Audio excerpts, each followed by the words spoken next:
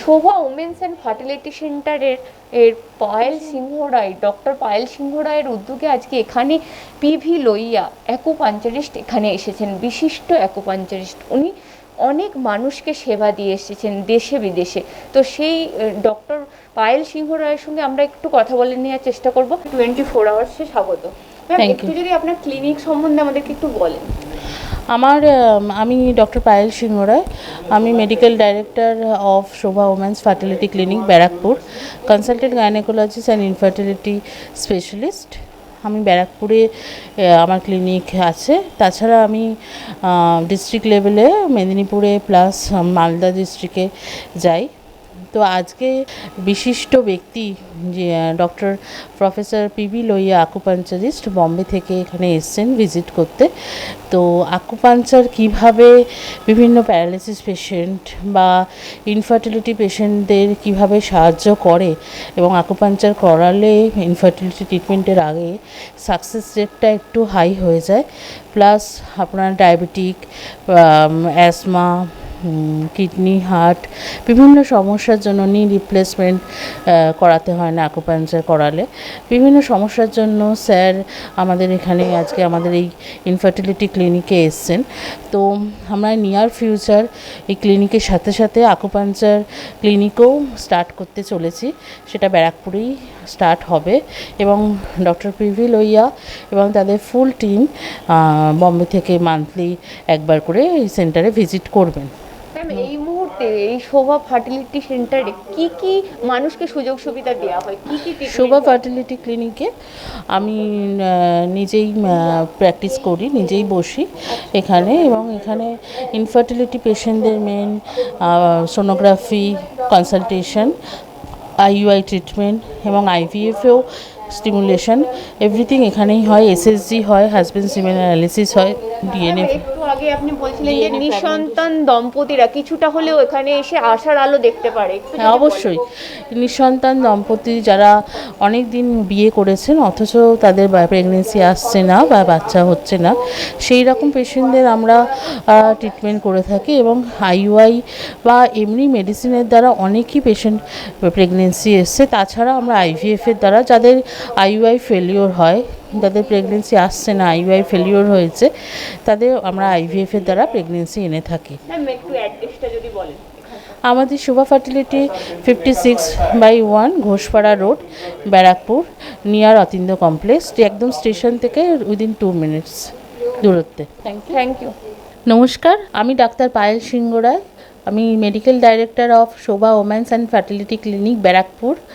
আমি consultant gynaecologist and infertility specialist. আজকে আমাদের ক্লিনিকে এক বিশিষ্ট অতিথির উপস্থিত আছে। তিনি হচ্ছেন doctor professor sir doctor PV Lohia. উনি chairman of Indian academy of acupuncture science, vice chairman of world association of Chinese medicine China, and visiting professor of Beijing meridian research centre China and many others countries like Germany and Poland. Namaste sir. नमस्ते। हाँ, welcome to 24 hours channel. Sir आप कैसे हैं sir? बस अच्छा sir, आप आकुपंचरिस्ट है, हम लोग सुने आप बहुत पूरा वर्ल्ड में आप जाते हैं आकुपंचर के लिए। तो सर मेरा हम लोग का कुछ क्वेश्चन है। आप बेसिकली आप एलोपैथिक डॉक्टर है। हाँ। तो सर कैसे आप एलोपैथिक होके आप आकुपंचर में शिफ्ट किए और क्यों किए? मैं और मेरी पूरी फैमिली हम सब एलोपैथी के डॉक्टर्स हैं। मेरा मैटरनिटी सर्जरी का बड़ा हॉस्पिटल था, प्रैक्टिस बहुत अच्छी थी। पैसा मिला लेकिन मेंटल सेटिस्फैक्शन जिसको कहते हैं वो नहीं मिला। एलोपैथी प्रैक्टिस करते समय मुझे ऐसा लगा कि एलोपैथी में हम सिम्टम का यानी लक्षणों का उपचार कर रहे हैं, लेकिन बीमारी की जो जड़ है उसका इलाज नहीं कर सकते। इसलिए ज़िंदगी भर पेशेंट को दवाइयाँ खाने पड़ता है। इसलिए मैंने एलोपैथी छोड़ के एक्यूपंक्चर की तरफ आया। मैं एक्यूपंक्चर ऐसी पद्धति है कि जिसमें हम बीमारी का, अगर डॉक्टर एक्सपर्ट है तो बीमारी की जड़ को ढूंढ के जो बीमारी हम असाध्य समझते हैं, इनक्यूरेबल समझते हैं, उनकी जड़ को ढूंढ के उसको जड़ से यानी परमानेंट उसको अच्छा कर सकते हैं, ताकि ज़िंदगी भर ट्रीटमेंट की ज़रूरत नहीं पड़ती। दूसरी बात, एक्यूपंक्चर एक ड्रगलेस थेरेपी है, इसमें कोई दवा नहीं है। इसलिए नेचुरली इलाज का खर्चा बहुत कम है, और ड्रग नहीं है इसलिए इसके कोई साइड इफ़ेक्ट नहीं है। नहीं तो एलोपैथी में हम जो दवाइयाँ खाते हैं वो केमिकल रहते हैं, जिससे पेशेंट की किडनी को, लीवर को, बाकी ऑर्गन्स को काफ़ी खतरा हो सकता है। तो एक्यूपंक्चर में वो प्रॉब्लम ही नहीं है, तो क्योर कर सकते हैं, खर्चा कम है और साइड इफ़ेक्ट नहीं है, और क्या होना चाहिए। सर और एक क्वेश्चन है सर, ये ओरिजिन का आकुपंचर का ओरिजिन कहाँ से है? एक्यूपंक्चर को चाइनीज़ सिस्टम कहा जाता है, लेकिन मैंने खुद ने चाइना में मेरा इंटरव्यू हुआ था बीजिंग में, लाइव इंटरव्यू, तब मैंने क्लेम किया है कि एक्यूपंक्चर ए ओरिजिनल इंडियन यानी भारतीय चिकित्सा पद्धति है। हमारे यहाँ जो नालंदा तक्षशिला यूनिवर्सिटीज़ थी कई सालों पहले, वहाँ एक्यूपंक्चर ये पढ़ाया जाता था एज सूची चिकित्सा, लेकिन एक्यूपंक्चर में इसका प्रचार नहीं हुआ क्योंकि हमारे यहाँ अंग्रेजों ने राज किया 150 साल। इंडियन कल्चर, इंडियन मेडिसिन सबको उन्होंने दबा दिया। चाइना ने इसको बड़ा किया। From India it spread to China through Buddhist monks, और चाइना में वहाँ चावेन लाई ने, इसके माओ त्से-तुंग ने इसको राजाश्रय दिया, इसलिए चाइना में ये डेवलप हुआ। इस पर काफ़ी रिसर्च हुआ, इसलिए उसको चाइनीज़ पद्धति कहा जाता है। सर ये आकुपंचर आप कैसे विदाउट ड्रग ट्रीटमेंट हो सकता है, कैसे करते हैं आप विदाउट ड्रग? जनरली क्लिनिक का नाम रहता है दवा खाना यानी मेडिसिन खाना, इसलिए लोगों को ये समझ में नहीं आता कि बिना दवा का इलाज कैसे हो सकता है। एक्यूपंक्चर में अपना शरीर खुद ही खुद को ट्रीट करता है। अकॉर्डिंग टू एक्यूपंक्चर अपने शरीर में 14 मेरिडियन रहते हैं, जिसमें अपने शरीर की एनर्जी फ्लो होती रहती है। जैसे कोई सड़क के नीचे एक पाइपलाइन रहती है और पाइपलाइन में से पानी बहता है, वैसा अपनी जो स्किन है, मान लो ये सड़क है, तो इसके नीचे मेरिडियन लाइन रहती है और उसमें अपने बॉडी की एनर्जी फ्लो होती है। कोई कारण से अगर ये रुक गया, उसमें कोई ऑब्स्ट्रक्शन हो गया मेरिडियन में, तो एनर्जी आगे नहीं जा सकती, जमा हो जाती है। तो जहाँ एनर्जी नहीं जाती है वहाँ पैरालिसिस हो सकता है, या चिमटी आने टिंगलिंग नमनेस हो सकता है, वो वहाँ का वर्किंग कम हो सकता है, और जहाँ एनर्जी इकट्ठा होती है वहाँ पेन होता है। तो पेन और पैरालिसिस ये जो प्रॉब्लम्स है ये मेरिडियन में ब्लॉक के वजह से होते हैं। तो हम अगर कोई पाइपलाइन ब्लॉक हो गई तो हम क्या करेंगे कि रास्ते पे जो मैन होल है उसका ढक्कन खोलते हैं और एक लकड़ी अंदर डाल के वो कचरा निकालते हैं। Likewise acupuncture point is like a man whole.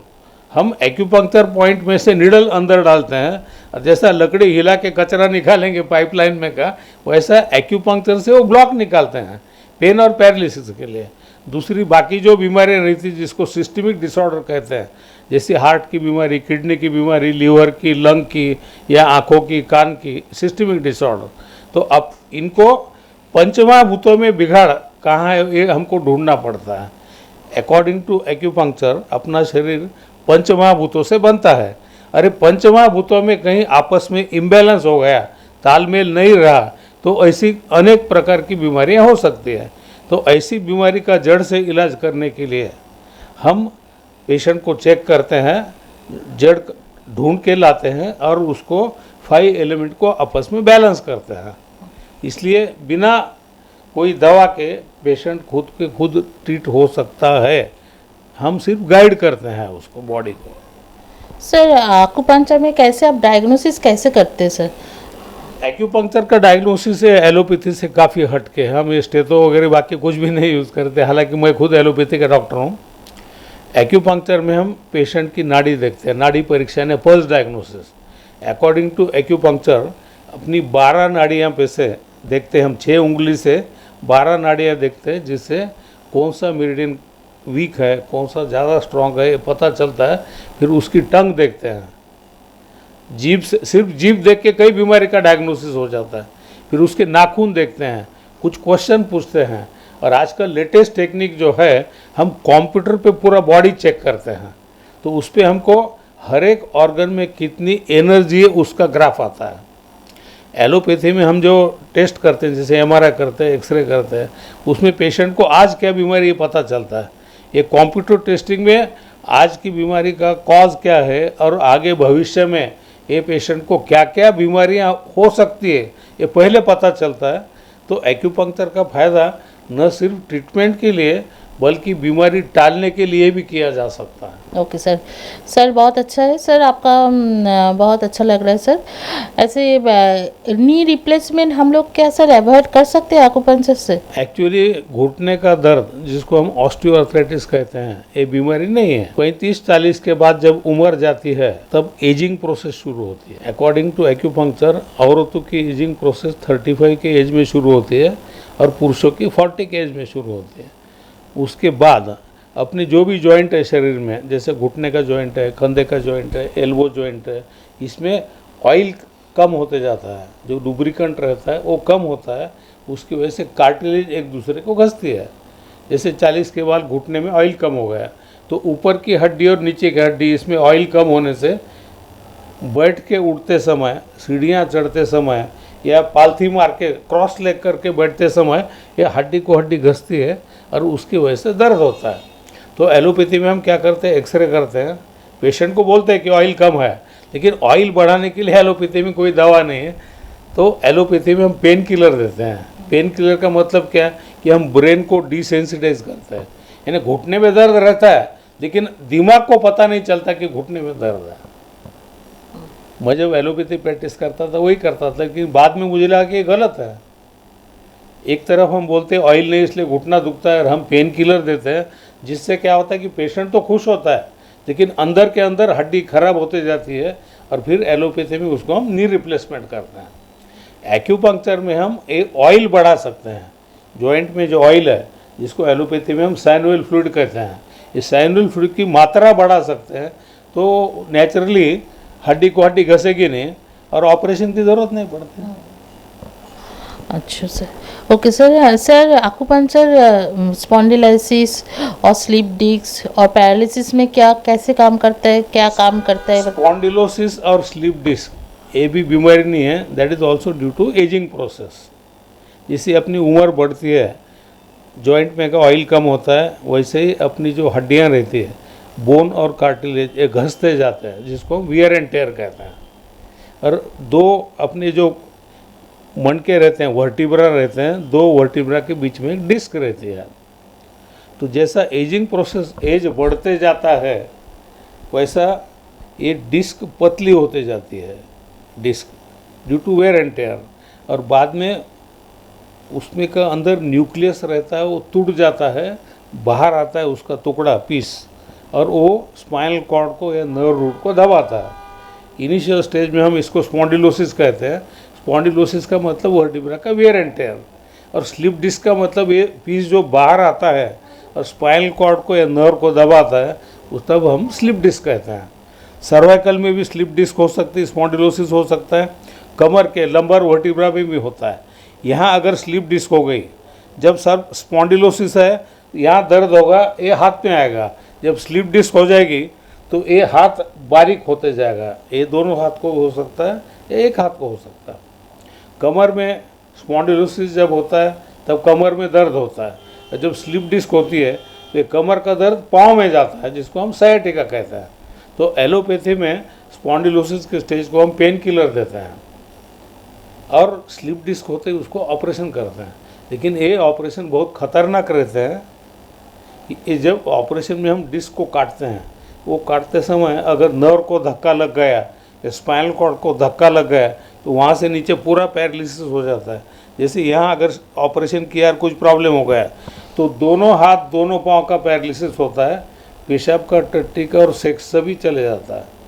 और कमर में अगर हुआ स्लिप डिस्क तो हाथ बच जाते हैं लेकिन दोनों टांगे चले जाती है, पैरालिसिस होता है, और उसको पेशाब का, टट्टी का और सेक्स, ये तीनों उसका भी कंट्रोल चले जाता है। Very miserable life. और ये सब हम टाल सकते हैं।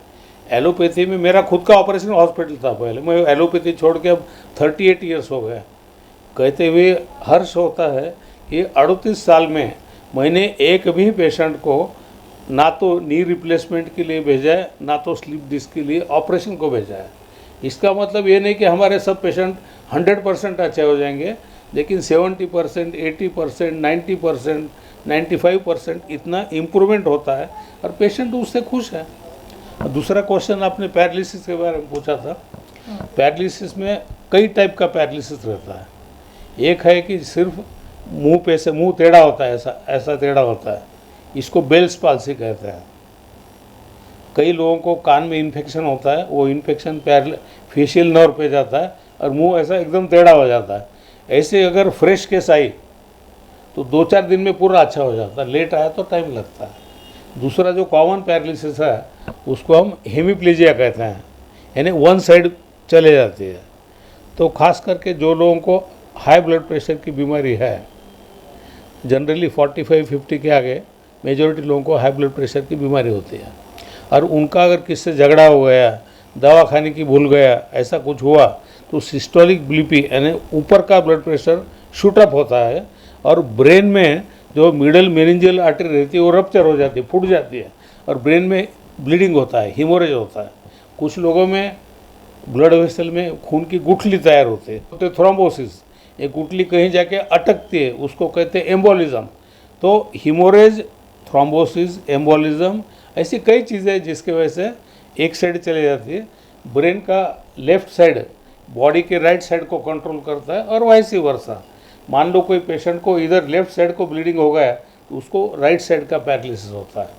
और वर्किंग हैंड का अगर पैरालिसिस हो गया तो उस पेशेंट का स्पीच यानी वो बात नहीं कर सकता है, जिसको हम एफेजिया कहते हैं। इसे अगर फ्रेश पेशेंट आया, अब इसको एलोपैथी में हम ब्लड प्रेशर के लिए ट्रीटमेंट करेंगे, ताकत की दवाएं देंगे, बाकी कुछ है तो और देंगे, लेकिन पैरालिसिस एज सच को कुछ नहीं कर सकते, इसलिए उसको एलोपैथी में हम फिजियोथेरेपी करने को बोलते हैं। एक्यूपंक्चर में हम इसको ट्रीट कर सकते हैं। फ्रेश के मेरे पास कई पेशेंट जो हिमप्लेजिया के बाद 2-4 दिन में ट्रीटमेंट को आते हैं, वो एक हफ्ते में कम से कम 80-90% इम्प्रूव हो जाते हैं। अब कुछ लोग जो लेट आएंगे, मान लो पेशेंट 4 महीने के बाद आया तो अच्छा होने को उसको 6 महीने लग सकते हैं। फ्रेश रहा तो तुरंत आता है।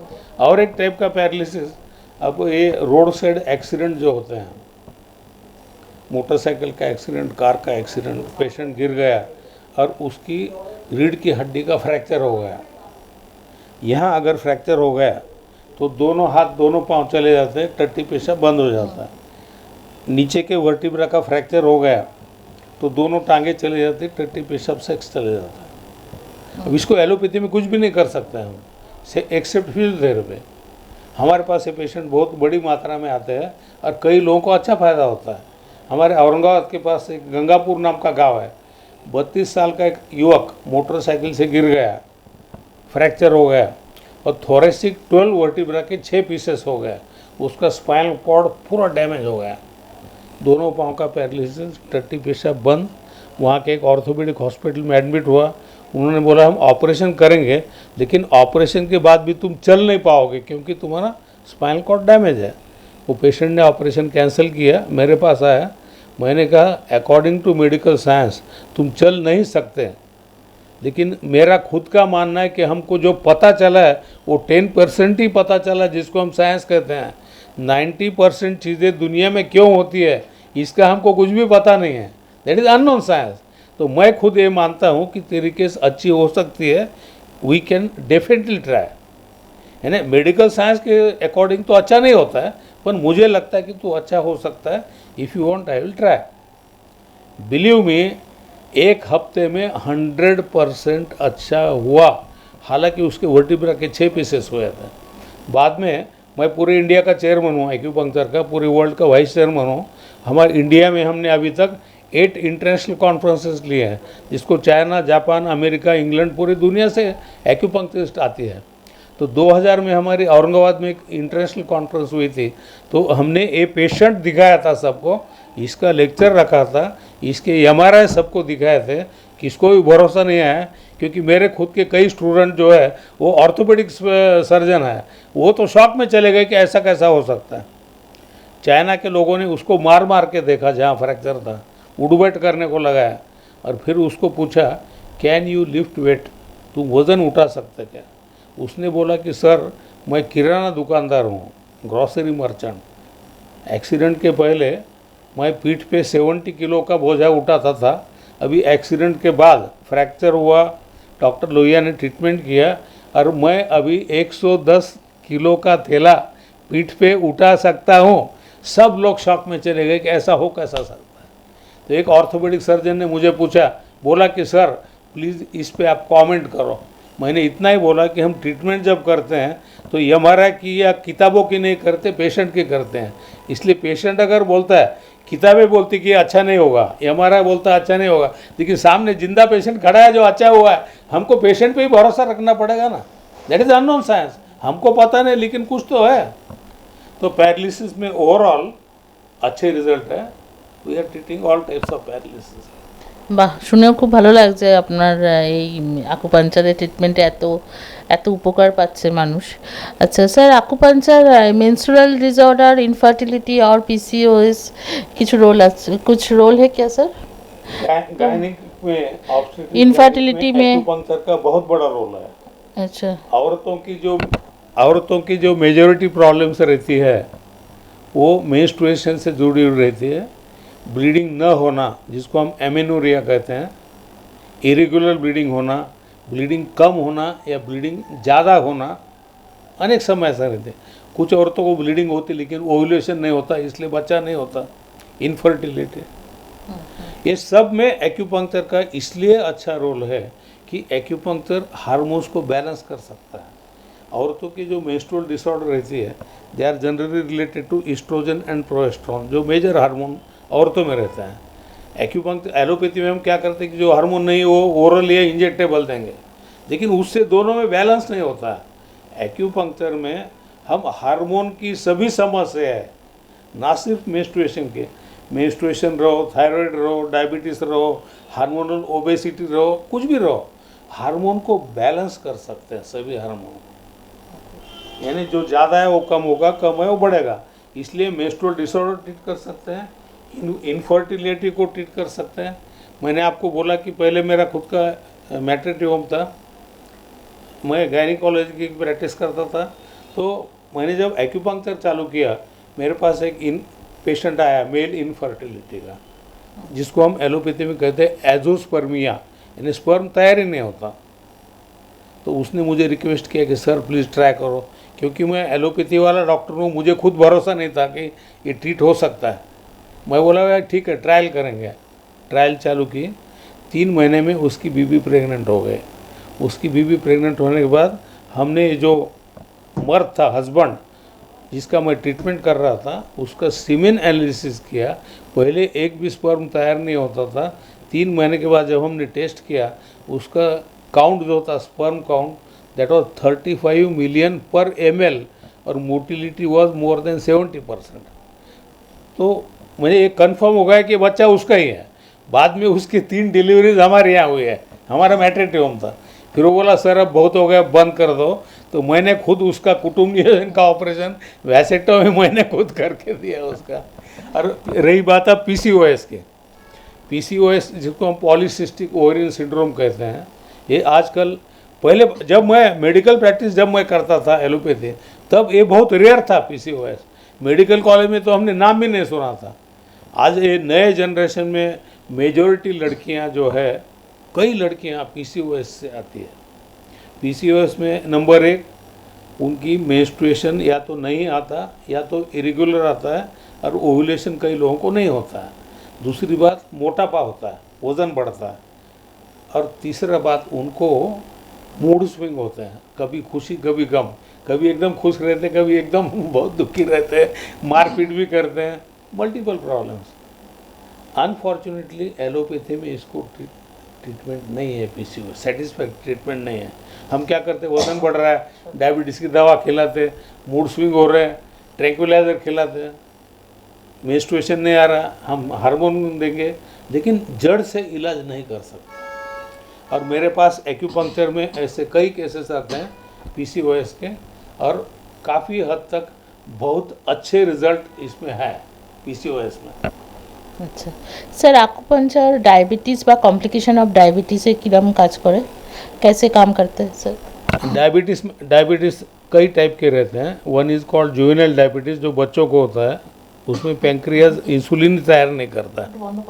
दूसरा रहता है सर, डायबिटिक और डायबिटिक कॉम्प्लिकेशन में कैसे आकुपंचर काम करते हैं सर? डायबिटीज़ में 2 बातें रहती है। एक तो पैंक्रियाज में जो आइलेट ऑफ लैंगरहैन रहते हैं बीटा सेल्स, वो इंसुलिन कम तैयार करते हैं, या तो इंसुलिन तैयार होता है लेकिन बॉडी के सेल उसको रिस्पॉन्स नहीं देते हैं। एक्यूपंक्चर में हम डायरेक्ट पैंक्रियाज को स्टिमुलेट करके इंसुलिन तैयार करने को लगा सकते हैं, और जिन लोगों के सेल रिस्पॉन्ड नहीं होते तो एट सेल लेवल भी हम एक्यूपंक्चर से ट्रीट कर सकते हैं, ताकि बॉडी के सेल एक्यूपंक्चर यूटिलाइज कर सके। एक्यूपंक्चर में बहुत अच्छा रोल है। हम कई पेशेंट करते हैं, धीरे धीरे उनकी दवाएं कम करके बंद भी कर सकते हैं। डायबिटीज़ का मेन प्रॉब्लम, कई लोगों की किडनी खराब होती है, कई लोगों की आँखों की दृष्टि जाती है, जिसको हम कहते हैं रेटिनोपैथी। कुछ लोगों को इरेक्शन का प्रॉब्लम आता है मेल्स को, कुछ लोगों को न्यूरोपैथी होती है। ये सभी कॉम्प्लिकेशन में एक्यूपंक्चर बहुत अच्छा है। कॉम्प्लिकेशन के लिए टाल भी सकते हैं पहले पता चला तो, और ट्रीट भी कर सकते हैं। Thank you sir. Sir cosmetics acupuncture কি? কসমেটিক্স আকুপাঞ্চারটা একদম পুরো নিউ ওয়ার্ড, মানে আমরা শুনিনি কোনো দিন। কসমেটিক আকুপাঞ্চারটা কীরকম? कॉस्मेटिक एक्यूपंक्चर ये विषय पूरी दुनिया में मैंने पहली बार चालू किया है, इंट्रोड्यूस किया है, और सिर्फ इंडिया में नहीं, फॉरेन में कई कोर्सेज मैंने लिए हैं, जर्मनी में, बाकी देशों में।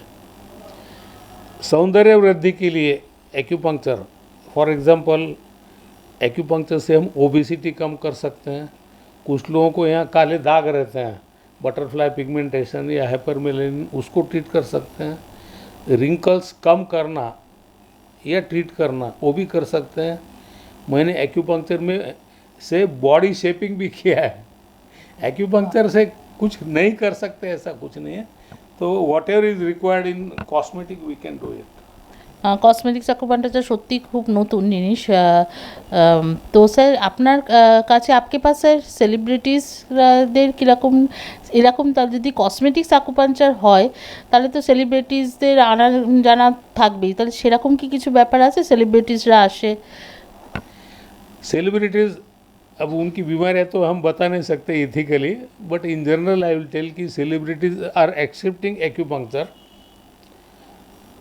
क्रिकेट लेजेंड सचिन तेंदुलकर है, टेनिस स्टार सानिया मिर्ज़ा है, फिल्म लेजेंड मनोज कुमार है, या कथक सम्राट बिरजू महाराज है।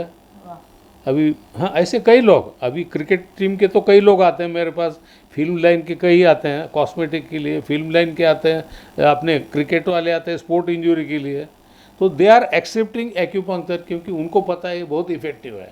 सुई का डर किसको नहीं लगता है, बारीक सुइयाँ रहते हैं। আর স্যার এই আকুপাঞ্চার হার্ট, কিডনি, অ্যাজমা এইগুলোতে কি অ্যাডিকশান, যেমন অনেকের আজকাল আছে অ্যাডিকশান হয়, স্মোকিং, ড্রিঙ্কস, এগুলো কি কম করা যায়? হার্ট কিডনির ওপর কি এফেক্ট করে এগুলো? किडनी का तो मैंने बताया आपको कि कई लोगों को डायबिटीज़ की वजह से किडनी खराब होती है। मेरे पास किडनी फेलियर के बहुत पेशेंट आते हैं, उनका डायलिसिस धीरे धीरे कम करके हम डायलिसिस बंद भी करते हैं। 70-80% लोगों को अच्छा फ़ायदा होता है।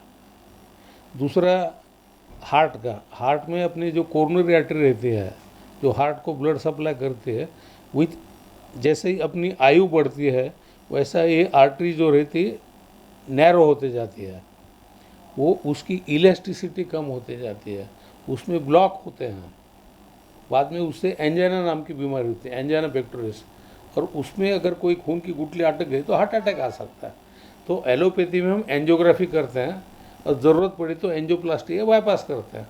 तो बाईपास या एंजियोप्लास्टी टालने के लिए मेरे पास बहुत पेशेंट आते हैं। अभी फ़िलहाल मेरे पास दादर में एक पेशेंट था जो 2.5 मिनट चला के उसको बैठना पड़ता था, बहुत तकलीफ होती थी उसको। मैंने ट्रीटमेंट चालू की उसके 6 महीने की ट्रीटमेंट में। उसको मैंने बोला था रोज़ फास्ट वॉकिंग करना, तकलीफ हुई कि रुकना। 6 महीने के बाद मैंने पूछा कि कैसा लग रहा है, कितना चलता है? वो बोला सर अभी 1 घंटा चल सकता हूँ, फिर रुकना पड़ता है। मैंने बोला क्यों रुकता है? वो बोला छाती में तो कुछ नहीं होता, मेरी टांगें दुखती इसलिए रुकना पड़ता है। यानी उसके ब्लॉक निकल गए सब। ऐसे कई पेशेंट आते हैं। सर तो आपका कहाँ ऑल ओवर इंडिया में कहाँ सेंटर है? इंडिया में मेरे कई सेंटर है। बम्बई में हमारे 5 सेंटर है, मेरा दिल्ली में सेंटर है, पहले हैदराबाद में भी था, सूरत में भी है, औरंगाबाद में 3 सेंटर है, कई जगह है। और अभी मैं बेंगलोर शुरू कर रहा हूँ, अभी अगले महीने बेंगलोर शुरू हो रहा है। तो सर अपना आप तो इसमें इस महीना में यहाँ पर बैराकपुर में शोभा फर्टिलिटी क्लिनिक बैराकपुरे अपने एसें तो आप आपको रिक्वेस्ट कर रही हूँ सर जे कलकत्ता में कुछ आप आकुपंचर लेके आप हर महीना आइए और फिर सेंटर खोलने का कुछ प्लान है सर। मैं तो आपको रिक्वेस्ट कर सकती हूँ जे आप कुछ सेंटर आगे बढ़ाइए आकुपंचर को फिर कलकत्ता में। इंडिया के पूरे एरिया में एक्सेप्ट कलकत्ता साइड मेरे कैंप्स हुए सेंटर हुए। अनफॉर्चुनेटली कुछ कारण से ये एरिया रह गया था, but we can surely think of starting a permanent centre at Calcutta. Okay sir, thank you so much sir.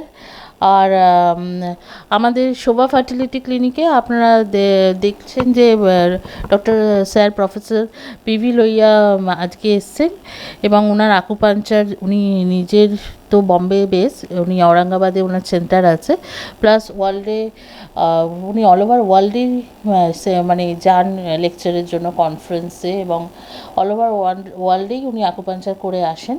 তো এবার থেকে কলকাতায় আসবেন, কলকাতায় আমাদের শোভা ফার্টিলিটি ক্লিনিকে খুব তাড়াতাড়ি পার্মানেন্ট সেন্টার শুরু হতে চলেছে। নমস্কার, থ্যাংক ইউ 24 আওয়ার্স টিভি চ্যানেলকে।